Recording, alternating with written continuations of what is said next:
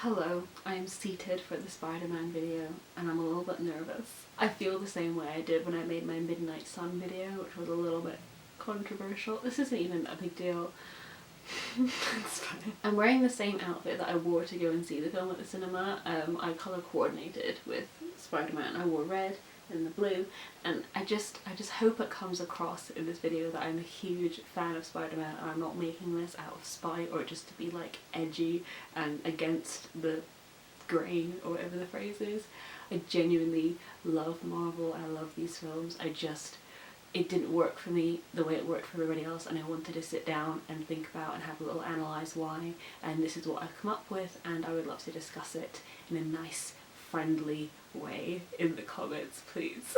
And yes, this video will have spoilers because I am not going to do the mental gymnastics it will take to try and talk about what I'm going to talk about without spoilers. So just beware, if you haven't seen the film, this video will spoil some pretty big things that happen in it, and if you don't want that to happen, then goodbye, and I will see you hopefully again once you've seen it, or not, whatever you want. Why am I so nervous? God.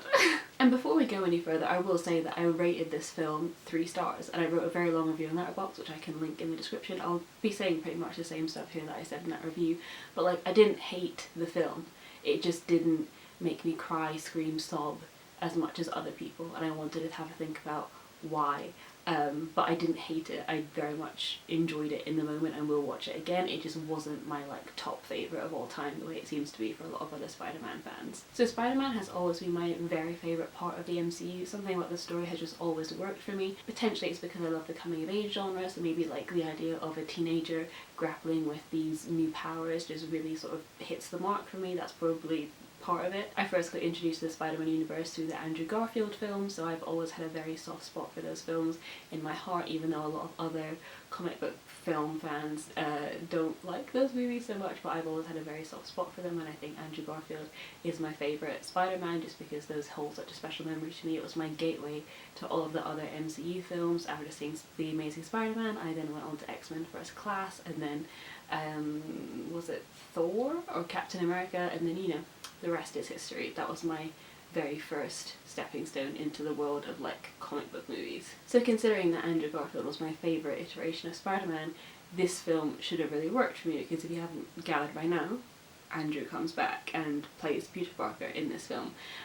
So I should have really been like cheering and whooping and all of this stuff, and it just didn't happen. I kept waiting for that moment where it would all click and I'd be like, oh yeah, amazing, and it would all just like flood over me, and it just didn't happen, and I wanted to talk about why. So in preparation for watching No Way Home, I watched the Sam Raimi Spider-Man trilogy, which I had never seen before. I'd sort of seen them vaguely as a child. I think I remember them being on in the background of like various after school clubs or being at friends' houses, but I'd never properly taken an interest. I'd never sat down and watched it from beginning to end. So obviously hearing the rumours and knowing that Tobey Maguire's version of Spider-Man would be in No Way Home, I wanted to sit down and give that trilogy the proper time of day and see what I'd be missing out on, because a lot of people say that that is their favourite version of Spider-Man. And it was a really interesting experience, and I think seeing those films so close to seeing No Way Home really illustrates a lot of the issues that I had, and it puts it in quite stark contrast. So Tobey Maguire's version of Peter Parker wanders around New York. He goes to see his girlfriend in a Broadway play. He's dealing with a lot of guilt from killing his best friend's dad as Spider-Man. He also argues with his landlord about the door to his apartment not working, and his apartment is very dingy and everything's always falling apart, and he can never pay his rent. You really get a sense of who Peter is outside of simply being a superhero. You really get a sense of the texture of his life and who inhabits that life, and he really does struggle for every little thing that he has. You sort of vaguely get a sense of that in No Way Home, where at the very beginning of the film, you know, Peter Parker's identity has been revealed, and as a result of that, Peter, Ned and MJ don't get into MIT because the school just wants to avoid the controversy of being associated with Spider-Man / Peter Parker. And that sets up like the stakes of the film. Like, you know, Peter obviously feels very guilty that his actions and his choices have led his best friends and his girlfriend to not get into their dream college. They can't all go to college together. His dream has been shattered. And like I said before, I'm a very big fan of coming of age. That is a theme of like wanting to all go to college together and just, you know, live the normal teenage sort of young adult experience. That theme was really working for me. But this plot thread never really goes anywhere. Like immediately after this happens, we get a fun little cameo from Doctor Strange, and then Peter tracks down the admissions lady, and we have the big bridge fight with Dr. Octavian. And like he immediately saves this woman, and she's like, oh, I'm gonna get you and your friends into MIT, and like that problem is immediately solved. Like it just doesn't go anywhere. It's solved within the first third that it's introduced in. And I think that's indicative of a much larger issue I had with Tom Holland's Spider-Man, is that things just come to him so easily, and he can fix problems so easily in comparison to the other versions of Spider-Man that we've seen. Tom Holland's Spider-Man has all of the gadgets from Stark Industries. He has a $1 billion suit that can do all these amazing things that obviously previous Spider-Mans have not been able to do. And this wealth thing is a thing that me and my partner were talking about, is that in the earlier versions of Spider-Man, I guess specifically Tobey Maguire's version of Spider-Man, he is struggling for money. He has a day job at the Daily Bugle taking photos of Spider-Man. He has like a sort of job as a pizza delivery boy that doesn't last very long, but he is scraping together every bit of money that he can to just live his life and help his family and provide for his family. And it's a struggle because New York City is an expensive place and he doesn't come from money. He's just your sort of everyday person, whereas Tom Holland's Spider-Man like idolizes this billionaire and gets a lot of his gadgets and stuff that just makes his life a lot easier, and you just don't get the same sense of struggle, and it's just less relatable, I think. And me and my partner Kiri were talking about it because in the first two Holland Spider-Man films, the villains are kind of not villains. So I think in the first one, Michael Keaton's villain is a guy who was just like a construction worker who just didn't get paid fairly, and you just can't help but think that like Tobey Maguire Spider-Man would have been so on the side of that villain in terms of like ethics and morals. So it just like there's definitely been a shift in the presentation of Peter Parker from this sort of nerdy kid just trying to live his life and struggling to this mega superstar who has fought Thanos and gone to space and has all of these $1 billion gadgets and like weapons at his disposal. In the first two films of Holland's trilogy, so Homecoming and Far From Home, we do sort of get a sense of Peter trying to be a normal kid. Like, you know, she's trying to go on this school trip to Venice and Far From Home, and then that gets interrupted by all the Mysterio stuff. And we do see him in the first one sort of helping the local neighbourhood, and he gets frustrated with this, you know, saving cats from trees and like helping old ladies. And that's something that I think was thoroughly missing from No Way Home. The stakes are just too high. You never see him being your friendly neighbourhood Spider-Man. It's like after Avengers, it's like Peter Parker's fights are all like the next biggest world threat. There's no small stakes stuff that he cares about in his local community. He doesn't serve his local community anymore. He's just dealing with like Avengers level world threats now. And when the stakes are that high, the characters are given very little room to breathe, and that's something that I find quite sad, because I do love the character of Peter Parker. I like the character of MJ. I like Andrew and Toby's versions of Peter Parker, and so when they all come together, spoiler, I was a bit sad that we didn't get a little bit more breathing time. You know, the focus was always on this next huge big world-ending threat, and because we're always focused on defeating the big bad and getting to the next plot point, we aren't given time to really care about Aunt May or Peter's friends. They're just sort of background, and that's such a shame. The entrance of Tobey Maguire and Andrew Garfield was undeniably really exciting to see on screen, and just to hear the atmosphere in the cinema. I went to see it in London, and people aren't very demonstrative usually of their feelings in the cinema, and just to hear gasps and like you know, it was really special and a really nice moment, and it really began my favourite stretch of the film. I loved seeing all three Peters interacting and talking about like, how does your web work and what part of the body does it come out of, and like comparing notes on like how they've defeated different villains, and when somebody says Peter they all look up. Like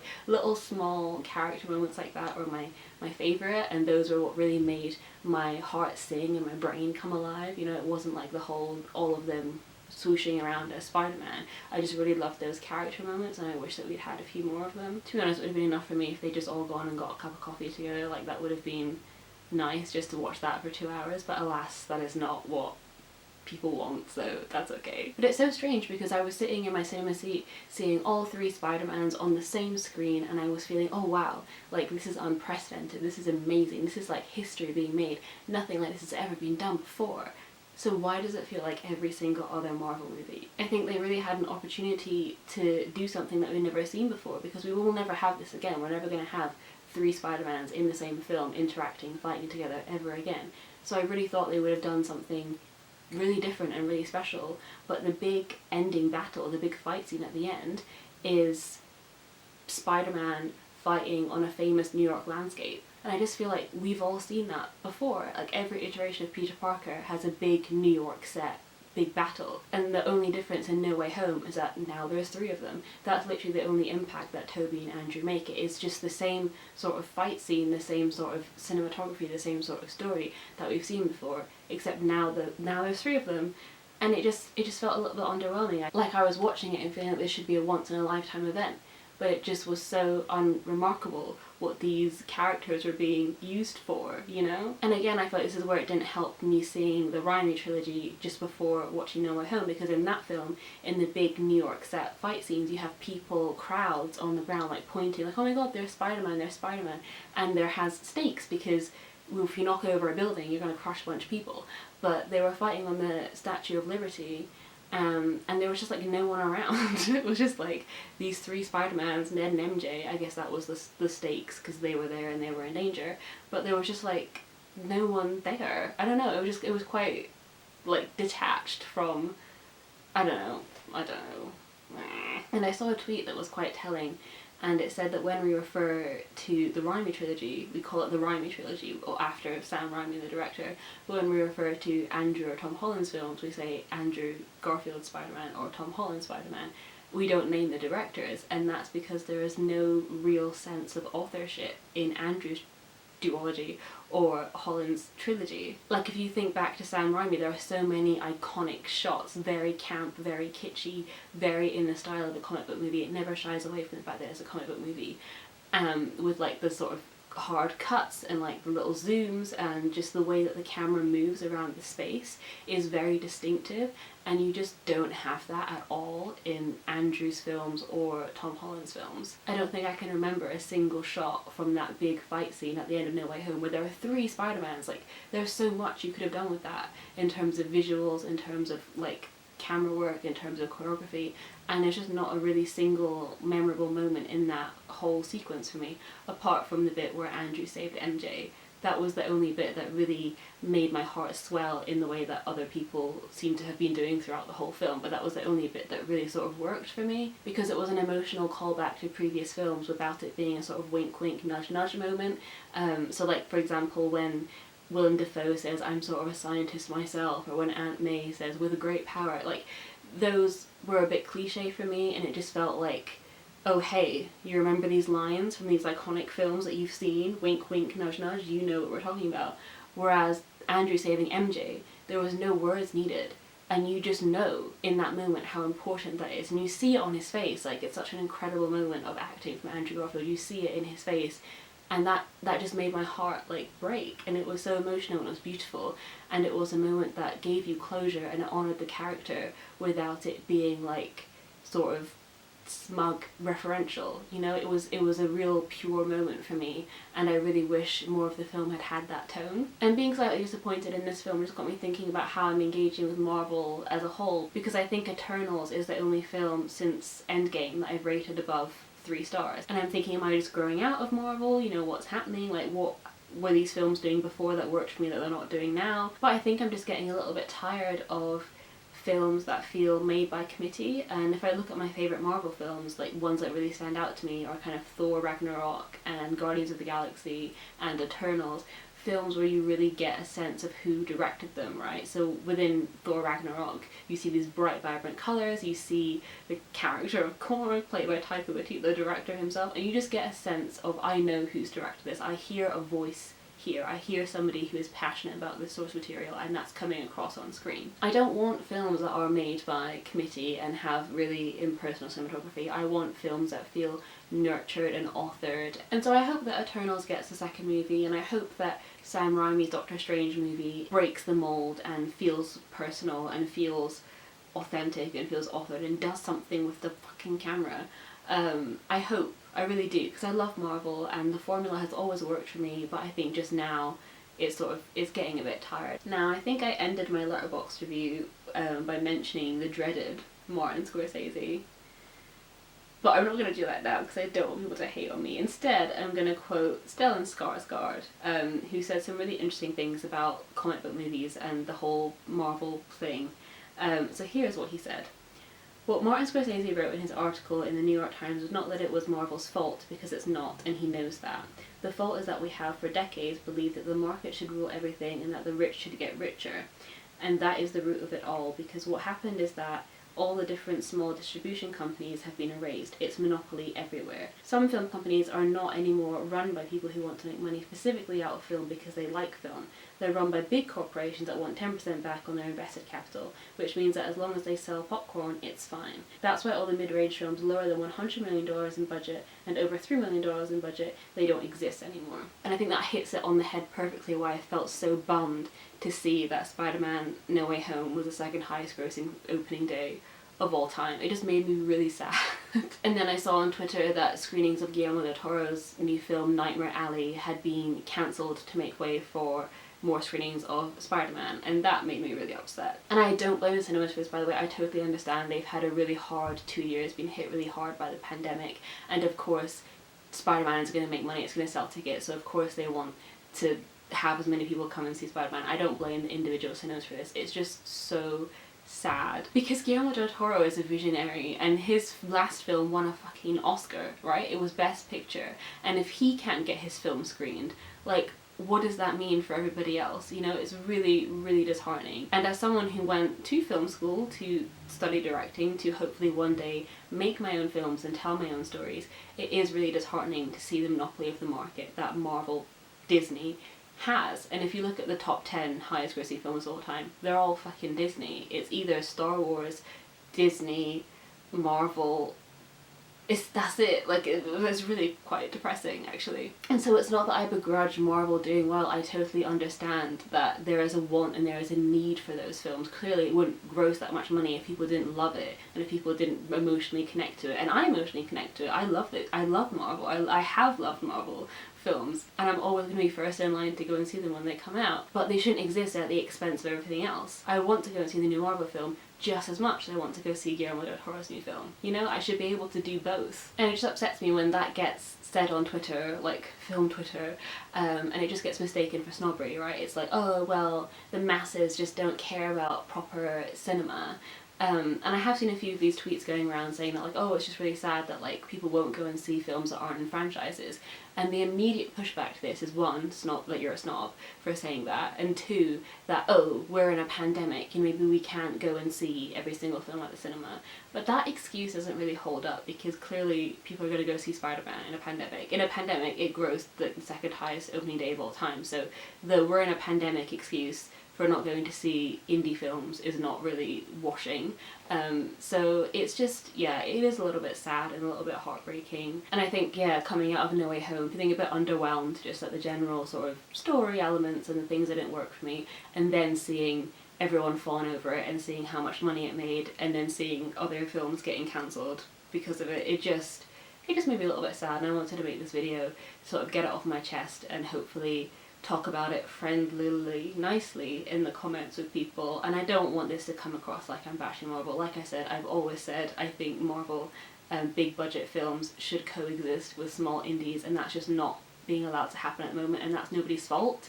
Well, it's somebody's fault, it has to be, but it's not like the cinema goers or the fans' fault. You know, we're not in control of what gets screened and you know, what gets marketed well and what doesn't. So I'm not blaming the individual cinema goer. If you just want to go and see Marvel films, that's your prerogative, that is fine.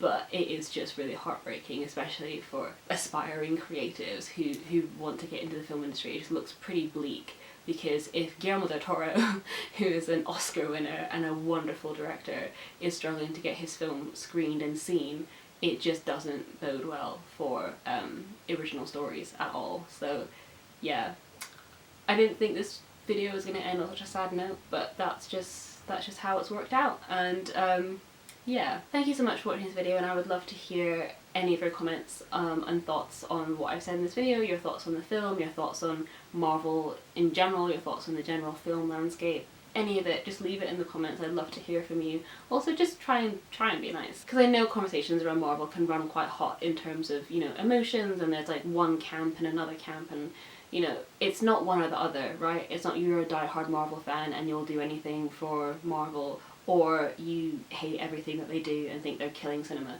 There's a middle ground there, right? And I exist in that middle ground, so let's not have it be a war of extremes. Thank you so much for watching, and thank you for being here, and I will see you soon with another video soon. Bye.